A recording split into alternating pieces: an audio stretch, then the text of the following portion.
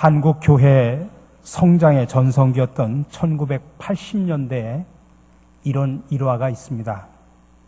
미국의 어느 학교의 성장학 교수가 한국에 와서 한국교회 여러 군데를 다 시찰을 하고 난 후에 출국 직전에 소감을 묻는 기자에게 이렇게 대답을 했다고 합니다. 한국 교회는 주일은 있는데 월요일이 없네요. 한국 교회는 주일은 있는데 월요일이 없다는 것입니다. 다시 말하면 주일에는 한국의 많은 교인들이 교회에 와서 경건하게 예배를 드리지만 일주일 동안 세상에 흩어져서의 삶은 엉망진창이라는 이야기입니다. 좀 속된 말로 개판의 삶을 살다가 주일날 하루 1시간 교회에 와서 경건하게 예배드리고 세상에 가서는 제 멋대로 사는 그 모습을 함축적으로 말한 이야기입니다. 우리 그리스도인들에게는 두 가지 물음이 있습니다. 하나는 우리는 무엇을 믿을 것인가? 두 번째는 우리는 어떻게 살 것인가? 첫 번째 질문은 우리의 신앙의 고백과 신학의 문제이고 두 번째 질문은 우리의 신앙 생활과 실천에 관한 질문입니다. 그런데 이 두 가지의 질문을 하나의 책에 집약한 것이 바로 로마서입니다. 그동안 작년 1년 동안 로마서 강해를 해서 우리가 알고 있듯이 로마서는 크게 두 부분으로 나눠집니다. 첫 번째는 1장에서부터 11장, 두 번째는 12장부터 16장까지입니다. 1장에서 11장 부분은 구원론에 대한 내용입니다. 교리적인 내용이 담겨져 있습니다. 다시 말하면 아까 질문 가운데 우리는 무엇을 믿어야 하는가라고 하는 신앙의 내용이 예수님의 구원을 중심으로 나와 있습니다. 두 번째 뒤에 있는 12장에서부터 16장은 그럼 구원받은 성도들이 구체적으로 어떻게 살아야 되는가? 두 번째 질문인 우리는 어떻게 살 것인가라고 하는 것에 대한 사도 바울의 신앙의 원리가 그 속에 담겨져 있습니다. 근데 11장과 12장, 그러니까 로마서의 앞에 부분과 로마서의 뒷부분을 연결하는 11장과 12장의 첫 번 단어가 뭐로 시작하냐면 그러므로라고 시작합니다. 그러므로라고 하는 단어는 앞에 부분에 이어서 뒷부분을 연결하는 접속사로 아주 중요한 역할을 합니다. 예수 그리스도를 믿음으로 의롭다함을 받았다면 그러므로 당신은 이렇게 살아야 됩니다. 1장부터 11장까지가 당신이 구원받은 백성이라면 그러므로 12장 이후부터는 이렇게 살아야 됩니다라고 설명하고 있다 이 말씀입니다. 그러면 구체적으로 구원받은 우리가 어떻게 살아야 될까요? 바로 오늘 1절에 그 해답이 있습니다.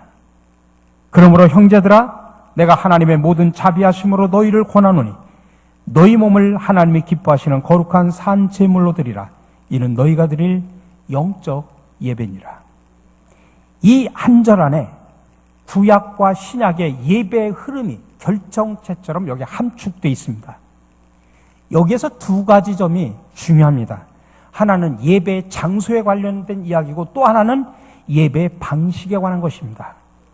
첫 번째 예배 장소입니다. 우리가 보통 제사라고 표현하는 구약의 예배는 성전에서만 드립니다. 성전은 오직 예루살렘 한 곳에만 있습니다. 그래서 구약의 가르침에 따르면 성전은 오직 한 곳 예루살렘입니다. 그러니까 예루살렘 이외에 다른 장소에서 예배를 드리고 다른 장소를 예배 처소로 만들면 그게 바로 우상 숭배였습니다. 두 번째로는 예배 방식인데 구약의 예배는 반드시 제물이 있어야 됩니다. 짐승으로 드리던 곡물로 드리던. 근데 짐승을 드릴 경우 짐승 제물은 죽여야 했습니다. 그래서 제물로 바치는 짐승은 피 흘리며 죽습니다. 그러니 구약 제사의 목적 중에 핵심이 뭐냐면 죄의 용서인데 죄에는 대가가 따르는데 그걸 바로 피 흘림으로 치릅니다. 근데 이 로마서 12장 1절은 이 예배 장소와 예배 방식을 하나로 승화를 시킵니다. 예배 방식부터 봅시다. 구약에서는 바로 제물을 통해서 짐승을 잡아서 드렸는데, 신약의 예배에서는 제물이 짐승이 아니라 예배를 드리는 나 자신이라는 것입니다. 그것도 예배를 드리는 내 몸. 여러분, 인간의 몸이라고 하는 것은 추상적인 게 아니죠. 구체적이고 실제적인 우리의 삶 전체를 표현하는 상징적인 말입니다. 그러니까 하나님께 예배를 드리는 그리스도인의 삶 전체가 다 제물이라는 이야기입니다. 그래서 그 제물을 뭐라고 표현하냐면 산 제물이라 이렇게 표현하는 것입니다. 구약에서 짐승을 죽여서 바친 것처럼 사람의 몸을 실제로 정말 죽여서 바치라, 그 이야기가 아닙니다. 나의 몸과 나의 마음과 나의 영혼, 심지어는 나의 가정과 내가 사회에서 활동하는 모든 활동이 다 제물처럼 온전히 하나님께 헌신되어 살아가야 된다는 뜻입니다. 자신이 바로 제물이라고 하는 이 가르침은 예수님이 당신의 삶 속에서 친히 보여주셨습니다. 예수님은 십자가에서 자신의 온 몸과 존재 전체를 다 제물로 바치셨습니다.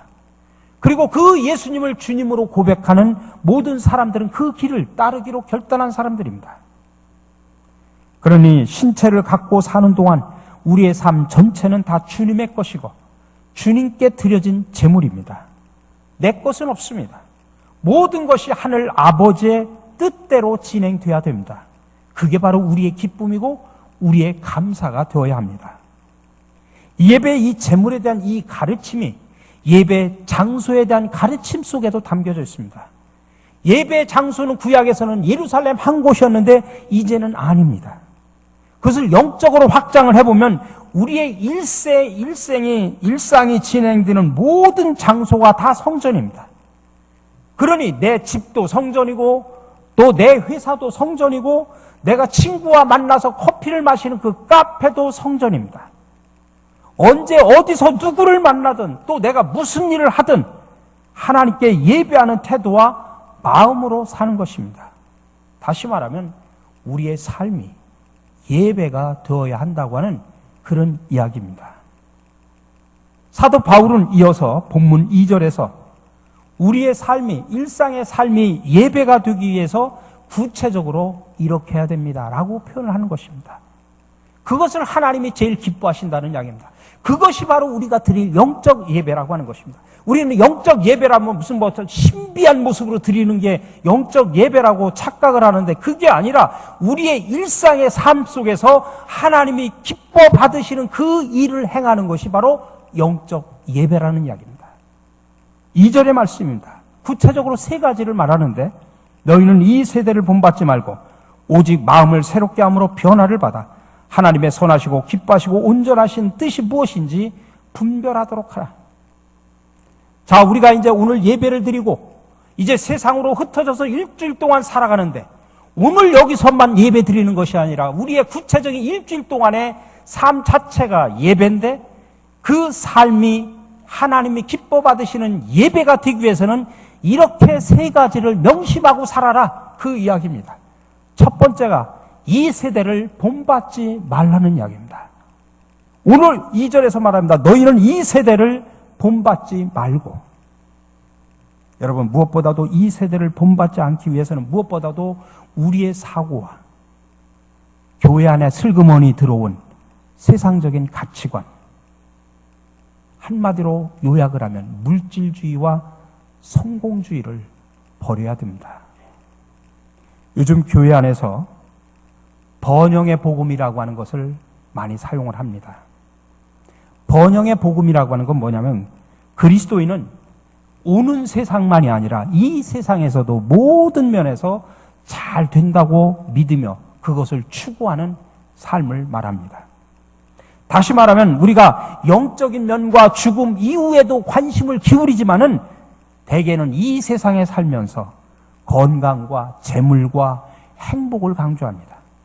그래 상당히 현세 중심적인 그런 신앙의 모습으로 나타나게 됩니다. 근데 이 번영의 복음이 문제가 되는 가장 큰 이유는 결국 교회가 성경이 제시하는 길을 무시하고 오직 개인과 교회의 성공만을 지향한다는 데 문제가 있다는 것입니다. 여러분, 얼마 전에 한국 사회에 나타난 여러 가지 사건들과 관련해서 자살로 그 생애를 마치는 그런 사람들 가운데 몇몇은 교회 장로였다고 하는 슬픈 보도를 우리는 듣습니다. 여러 대형교회 세습 문제, 또 빚을 내 지은 커다란 예배당이 결국 이단에 팔리는 그런 사건들, 이 문제들이 이런 것들을 아주 대표적으로 드러내는 예들입니다. 사회적으로 저명 인사이고 소위 성공한 사람들인데, 그리고 교회 공동체 안에서 장로인데, 결국 그런 사람들이 사회 문제 인물로 드러나서 결국 자살로 생애를 마치는 것에서 한국 교회가 개인적으로도 성공을 추구하고 있었고, 그 성공의 기준이 세상의 지위와 물질적인 부였다고 하는 것이 그대로 드러나는 것입니다. 개인이 잘 되기를 바라고 그 척도를 이 세상에서 돈 많이 벌고 건강하고 그러면서 교회 여러 가지 종교 행사에 열심인 것으로 판단하는 교회들은 결국 그래서 교회의 성장과 부흥을 강조할 수밖에 없습니다. 그때 그 기준 역시도 성도들이 얼마나 교회에 많이 출석하는가, 그 교회 재정이 얼마나 많은가, 그 교회 건물이 어떤가, 어떤 일을 하는가 등등으로 나타난다고 하면 이것이 현저한 물질주의와 성공주의의 대표적인 예들입니다. 그렇기 때문에 우리 한국 교회에서 이런 은밀한 물질주의와 성공주의가 도사리고 있다는 사실을 우리가 솔직하게 인정하고 이제 우리는 하나님의 말씀으로 돌아가 참회하고 바로 잡아야 됩니다. 여러분, 우리 교회의 올해 표가 뭡니까? 말씀으로 새로워지는 교회가 되자는 이야기입니다.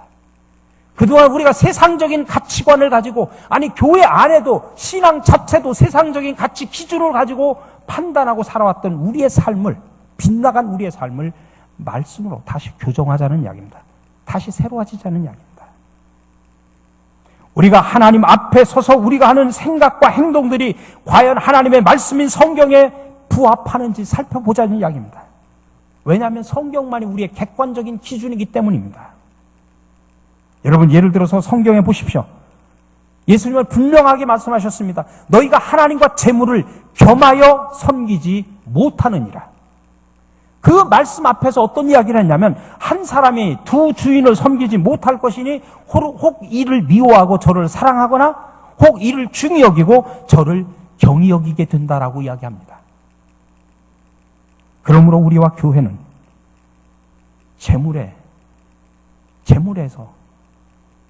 대한 집착에서 우리가 벗어날 수 있어야 됩니다. 왜? 하나님과 재물을 겸하여 섬기지 못한다고 예수님은 분명하게 단언을 하셨기 때문입니다. 이 말씀의 근거에서 판단할 때에 우리 그리스도인과 교회는 결단코 물질주의에 물들면 안 됩니다. 오늘날 예수님과 교회를 위해서 많은 사람들이 성경적인 기준이 아닌 세상적인 기준에 부합하는 것을 말하고 제시하는 경우가 얼마나 많은지 모릅니다. 그것이 가장 교묘한 모습에 세속합니다. 그러므로 이 모든 것의 근원적인 문제는 결국 우리가 과연 주님과 그의 말씀을 따르느냐 아니면 이 세상을 따르느냐라고 하는 것입니다. 여러분, 성도는 구별된 사람이라고 말하지 않습니까? 교회도 이 세상과 구별된 공동체입니다. 그러므로 모든 물질주의와 성공주의를 따라가는 것은 결국 이 세대를 본받는 거나 똑같습니다. 그렇다면 어떻게 해야 됩니까? 우리는 이 세상을 본받지 않도록 끊임없이 성경을 묵상하고 우리가 성령님께 의존함으로써 우리 안에 나타나는 이런 물질지상주의, 성공주의, 여기로부터 우리가 자유로울 수 있어야 됩니다. 두 번째, 우리가 세상에서의 우리의 삶이 예배가 되기 위해서는, 그래서 하나님을 기쁘시게 하는 삶을 살기 위해서는 우리의 마음을 새롭게 하여 변화를 받으라고 말하고 있습니다. 그래서 오늘 2절 오직 마음을 새롭게 함으로 변화를 받아 제임스 녹스라고 하는 사람이 쓴 그리스도인은 공사 중이라고 하는 책이 있는데, 거기에 보면 마음을 새롭게 하라고 하는 그 챕터가 있는데, 거기에 이런 아주 우리에게 흥미로운 이야기를 합니다. 좀 긴 문장인데 제가 중요한 이야기라 다 통째로 제가 가지고 와서 요약해서 여러분들에게 통째로 제가 들려드리려고 합니다. 한번 여러분 이 문장을 보시면서 깊이 한번 묵상을 해보시기 바랍니다. 구원받은 사람은 상과 관련된 모든 것이 새롭게 되어야 합니다. 하나님께서는 우리를 지옥으로부터만 구원하신 것이 아니라 죄와 자기 의와 자만과 교만으로부터도 구원하셨고, 우리가 이전에 생각하고 세상을 바라보던 방식으로부터도 구원해 주셨습니다. 구원받은 사람은 많은 것이 변하게 됩니다. 단순히 죽어서 하늘나라에 간다는 목적지만 변한 것이 아니라 이 세상을 바라보고 다른 사람들을 바라보고 형제 자매들을 바라보는 시선이 바뀌게 됩니다. 이전에는 갖지 못했던 새로운 관점을 갖게 됩니다. 하나님께서는 자신의 말씀을 통해 당신의 시각을 바꿔주실 것입니다. 당신의 인생의 목적도 바꿔주실 것입니다. 인생을 살아야 하는 이유도 바꿔주실 것입니다. 만일 당신이 구원받았음에도 불구하고 인생의 목적과 이유와 시각이 전혀 바뀌지 않았다면 무엇인가 끔찍하게 잘못된 것입니다. 당신이 구원받았고 또 구원받은 지 오래되었는데도 불구하고 하늘나라가 당신의 삶에 큰 의미를 주지 않는다면, 처음 구원받았을 때만큼의 감동이 사라졌다면 무엇인가 대단히 잘못된 길을 걸어온 것입니다. 하늘나라라는 말을 들어도 아무런 감흥이 없고, 지옥이라는 말을 들어도 전혀 연민이 생기지 않고, 예수 그리스도라는 이름을 들어도 더 이상 가슴이 뛰지 않는다면 무언가 엄청나게 잘못된 삶을 살고 있는 것입니다. 당신이 날마다 삶을 사는 삶에 성경이 더 이상 의미를 갖지 못한다면, 그래서 당신의 인생 따로 하나님의 말씀 따로라면, 당신의 사업이 아무리 번창하고 좋은 대학에 가고 좋은 직장을 가고 좋은 집에서 살아도 당신은 정말 대단히 잘못된 것입니다. 근데 한 가지 문제가 있습니다. 당신이 구원받았다면 당신은 이중인격자가 된다는 것입니다. 당신의 일부는 아담의 성품을 그대로 가지고 있습니다. 당신이 소유하고 있는 이 아담의 성품은 당신이 구원받았음에도 불구하고 하나님의 말씀을 싫어합니다. 의로움을 싫어합니다. 죄를 사랑합니다. 불의를 사랑합니다. 하나님에 대한 것들에는 전혀 관심이 없습니다. 당신이 구원받았다 해도 당신에게는 아직 이런 성품이 남아 있습니다. 하나님의 말씀을 읽지 않고 듣지 않고 기도도 하지 않고 성령님께서 주관하시는 건전한 교제도 나누지 말아보세요. 그러면 이런 아담의 성품이 금방 튀어나오게 됩니다. 당신 안에는 아직 옛사람에 속한 것이 남아 있습니다. 하지만 당신이 예수 그리스도를 믿고 구원받았다면 당신 안에는 새로운 마음도 있습니다. 왜냐하면 구원받았다는 것은 거듭났다는 것이고, 거듭났다는 것은 하나님의 가족이 되었다는 것이며, 하나님의 가족이 되었다는 것은 하나님을 아버지로 모시게 되었다는 것이며, 하나님의 자녀가 되었다는 것은 하나님의 성품인 예수 그리스도의 마음을 가지게 되었다는 것입니다. 그래서 구원받은 사람은 아담의 성품과 예수 그리스도의 성품, 두 성품을 가지고 있는 것입니다. 문제는 야고보서 1장 8절에서 지적하신 것처럼 이 두 마음을 동시에 품고 있으려 한다는 것입니다. 두 마음을 품은 사람은 자기의 모든 길에서 안정이 없느니라. 두 마음을 품은 사람은 안정이 없습니다. 이 세상에서 가장 비참한 사람이 누구인지 아십니까? 구원받지 못한 사람이 아닙니다. 구원받지 못한 사람은 이 세상이 아닌 다음 세상에서 비참한 사람입니다.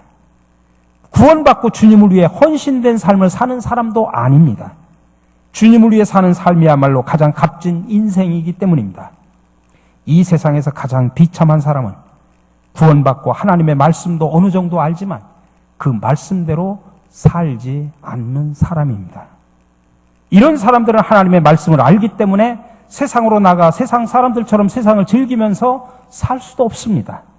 다른 한편으로는 교회에 와서 하나님의 뜻대로 살고자 하는 사람들과도 어울릴 수 없습니다.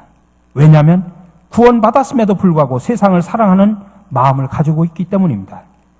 그래서 성경은 두 마음을 품은 사람은 자기의 모든 길에서 안정이 없다고 말씀하고 있는 것입니다.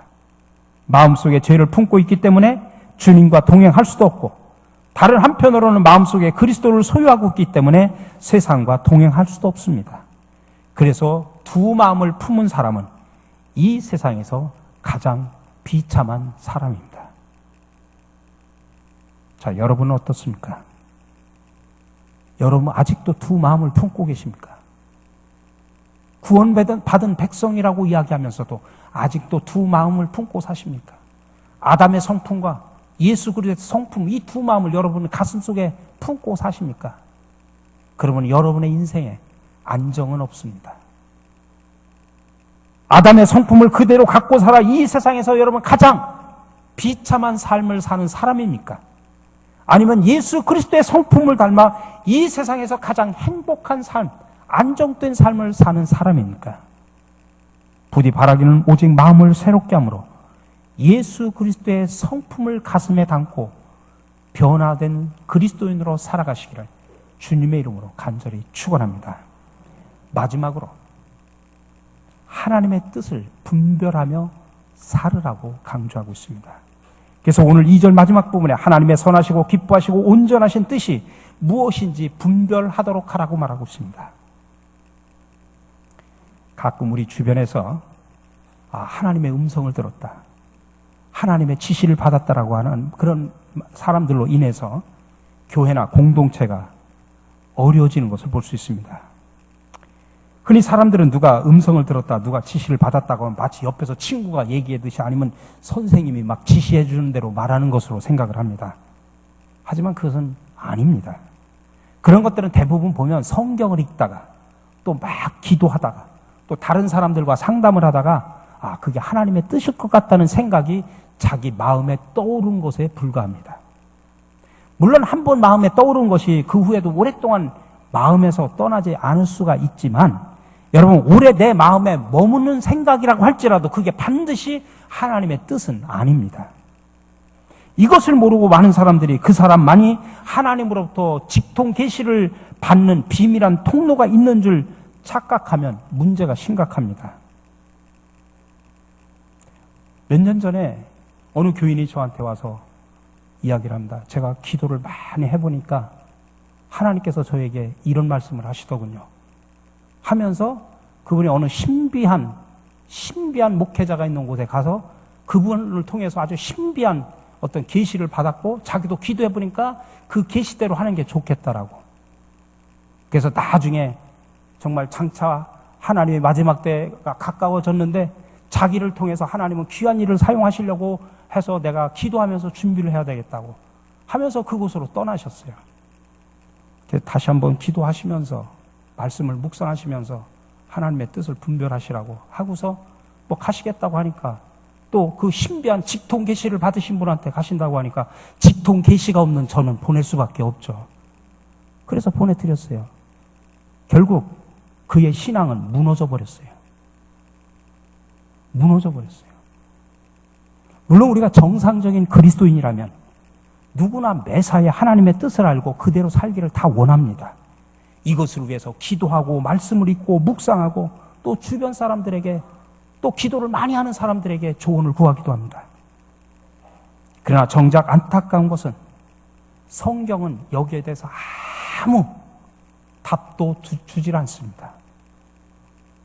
그러면 우리가 어떻게 이것이 하나님의 뜻이다라고 하는 것을 알 수 있을까요? 보편적으로 여러분들의 이게 하나님의 뜻이다라고 알 수 있는 보편적인 5가지 질문을 통해서 하나님의 뜻을 검증할 수 있는 길을 제가 알려드리겠습니다. 첫 번째로 무슨 일을 결정하기 전에 그것이 하나님의 영광을 위한 것인지 여러분 한번 살펴보시기 바랍니다.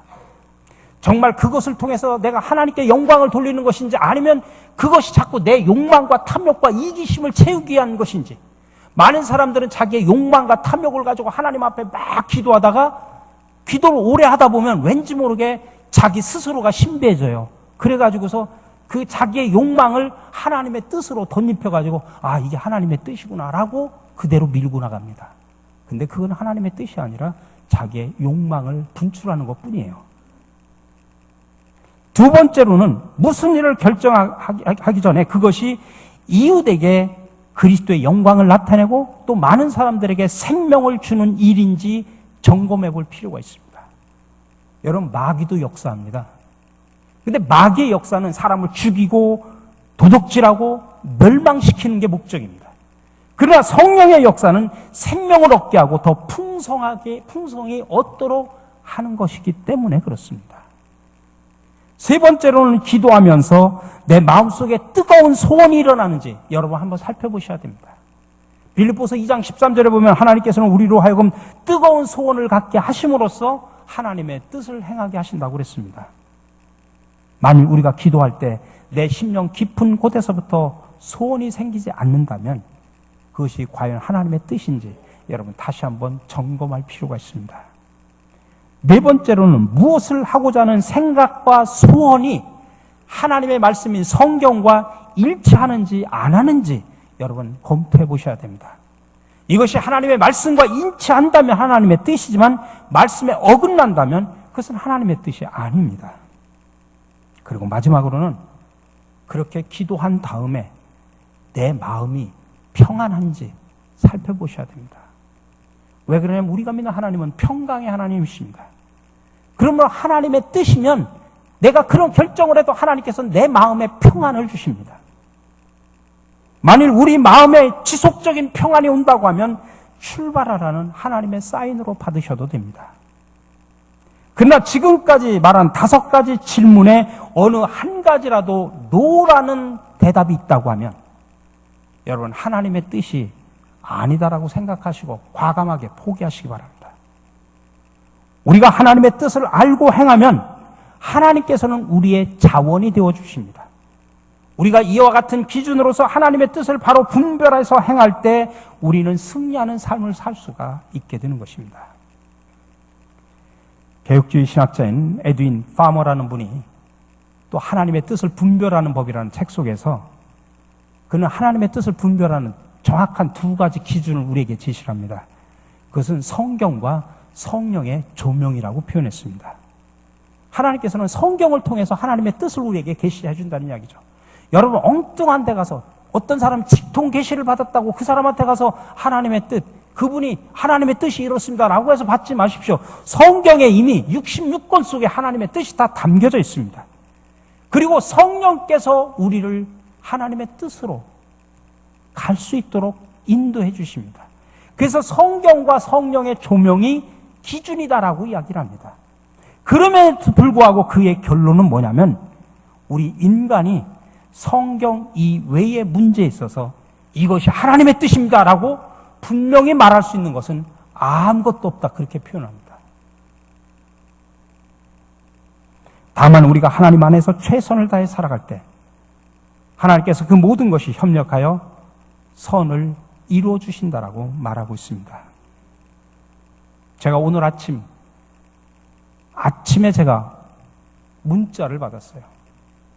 그 문자 속에 제가 기도하면서 보니 이게 하나님의 뜻인 것 같아서 제가 목사님한테 요청을 하고 싶은데 목사님 어떠시겠습니까? 라고 저한테 문자가 왔어요. 근데 그분이 9시 예배를 참석을 하셨어요. 마침 또 오늘 기도가 하나님의 뜻이에요. 그래가지고서 나가시면서 저를 붙잡고 목사님 오늘 저를 위한 말씀을 하셨군요. 그렇게 말씀하시고 나가시더라고요. 제가 그 말씀 무슨 얘기인지 설명 안 해도 그분은 이미 알아듣고 그냥 가셨어요.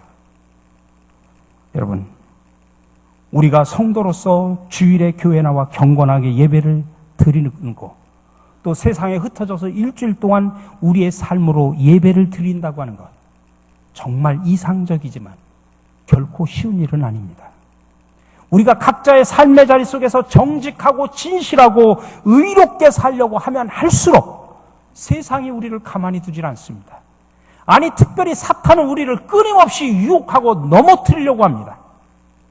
그러나 여러분 우리가 이 세대를 본받지 않고 마음을 새롭게 하고 하나님의 뜻을 분별하면서 살면, 다시 말하면 우리의 생각과 행동이, 다시 말하면 우리의 삶이 곧 예배가 되게 한다면 하나님은 우리의 삶을 제물로 받으시고 그것이 진정한 영적 예배구나라고 하면서 기뻐하심을 믿으시기 바랍니다. 그러므로 우리 모두 하나님의 기쁨이 되는 멋있는 재물, 멋있는 성도 여러분들이 되시기를 주님의 이름으로 간절히 축원합니다. 사랑의 주님, 오늘 우리는 이 예배 자리에 나와 주님을 찬양하고 경배를 드립니다. 주님 홀로 영광받아 주시옵소서. 하오나 주님이 원하시고 기뻐하시는 진정한 예배는 이 공간뿐만 아니라 우리의 구체적인 삶의 자리, 가정, 직장, 사업장, 그리고 이웃과 만나는 그곳에서 이 세대의 가치관을 본받지 않고 마음을 새롭게 하여 하나님의 뜻을 분별하며 살기를 원하신다는 사실을 깨닫게 하시니 더욱더 감사를 드립니다. 우리는 주님을 믿고 주님의 은혜로 구원받은 자들입니다.